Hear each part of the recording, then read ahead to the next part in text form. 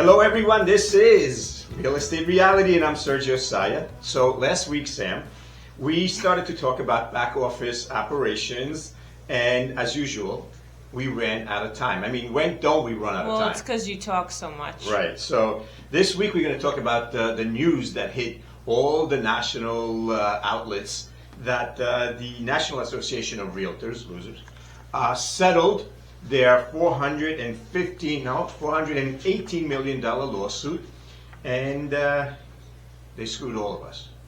So I want to break this down for you and what it means for the real estate industry as a whole.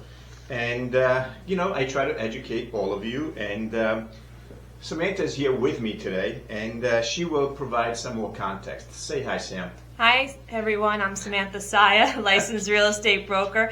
And as my dad mentioned today, we're going to be talking briefly about the realtor business model and what might change with this new settlement from the National Association of Realtors.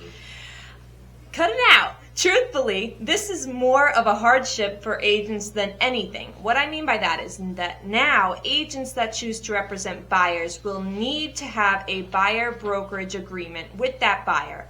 It's basically like a listing agreement for our buyers, but so agents that have showing, they're showing homes to buyers for years without this agreement. And now they're going to need something in writing in order to get paid. Personally, I always make an agreement with my buyers before I work with them anyway. So if you are a buyer and you don't have that arrangement with your realtor now, you should probably start asking them some questions about that. Dad, how do you think that this will affect the business? Well, Sam, that's a really good question.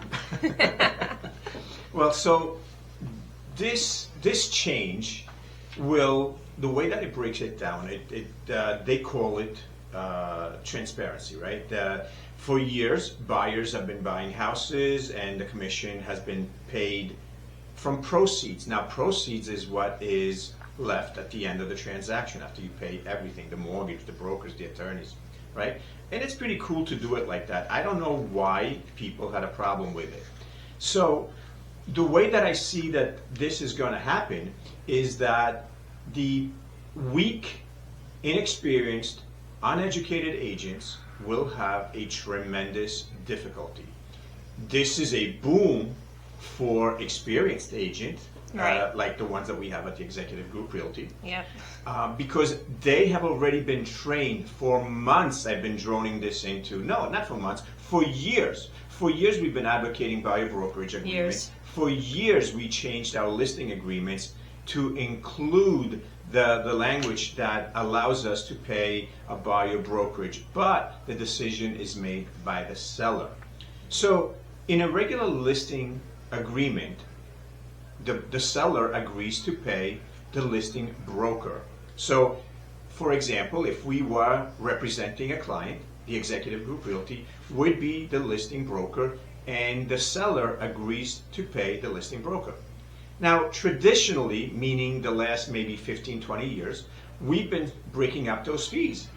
We've been allowing the buyer's broker to get paid out of proceeds. But in reality, if we wanted to, we could collect the entire amount and then disperse everything. Okay, disperse all of the fees. Now, how did this get started? It got started because some agents, I don't know if it was Chicago or I forgot where this all started from. Okay, some agents did not educate their sellers, and what they did is they allowed the perception of their sellers that the sellers were paying the buyer's broker. Okay, that was never the case. The sellers were really paying the listing broker, but the listing broker gave them access to pay the buyer's broker direct. It's just accounting.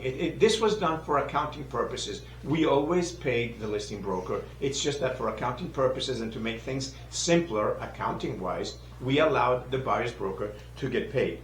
Okay, so there are ways around this stupid rule, and the way that you do it is you pay the listing broker pays the buyer's broker.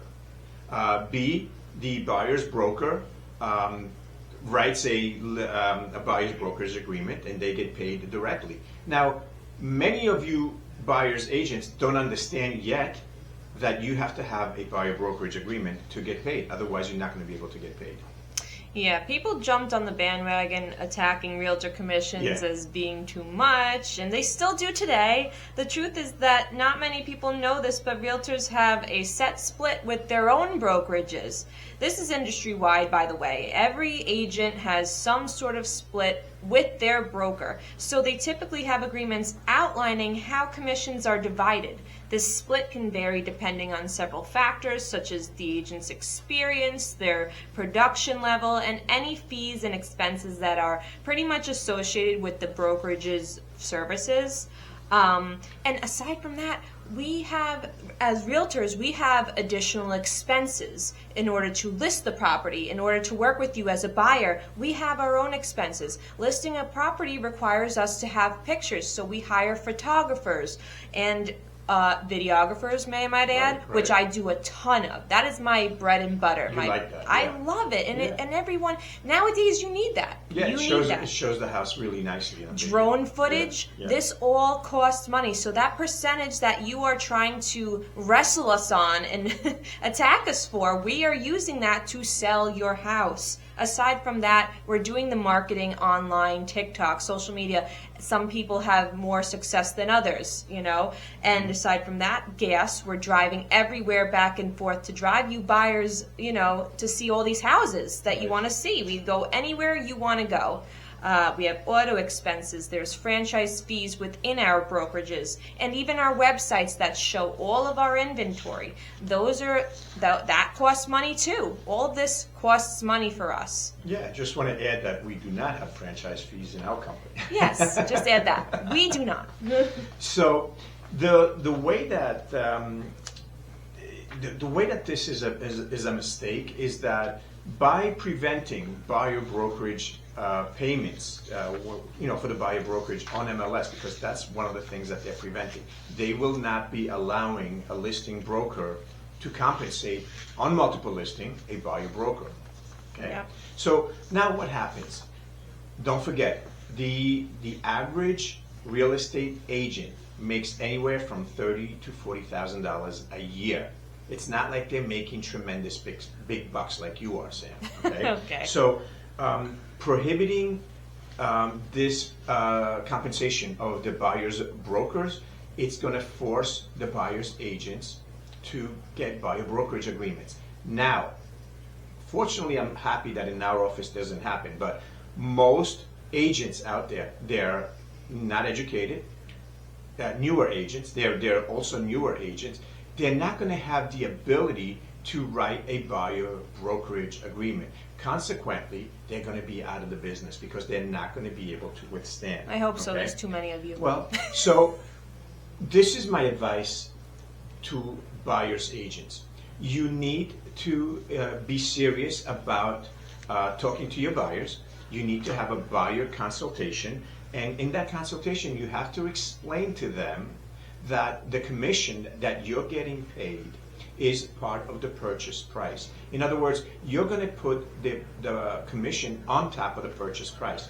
Now, listings also should reflect the detraction of that commission. So whereas we used to use 5%, 6%, 7%, whatever that commission was, and then we used to say, well, 2.5% or 3% will go to the buyer's brokerage. Now that we can't do that, that commission should be removed from the listing price, giving room for the buyer's agent. But I guarantee you, most of the agents out there will not do that, okay? Now, any buyer that wants to work with a buyer's agent will have to sign a buyer brokerage agreement.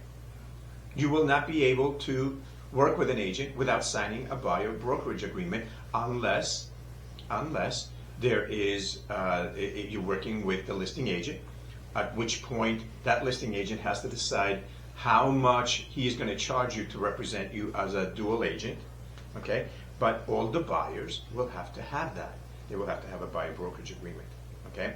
So everybody is advocating, all these idiots on TV, on social media, they're advocating, oh, commissions are going to be going down. Commissions are not going to be going down because you're still paying a buyer brokerage and you're still paying a listing broker. And a listing broker that does the dual agency is not going to do the work for that a buyer brokerage normally does for nothing. So this is going to affect everybody, Sam. So we are coming down to the end of the first half, as usual. As usual, you talk too much. Well, I have to explain these things to these people that don't know anything out there. No, I know. Okay, we have You're to educate informing. them. I get it. So when we come back, we're going to talk directly about how this is going to affect the for sale by owners. It's going to affect buyers. It's going to affect buyers' agents. Everyone all around. Listing agents, sellers' agents. So come back with us and we'll tell you a little bit more about what's going on in the market right now.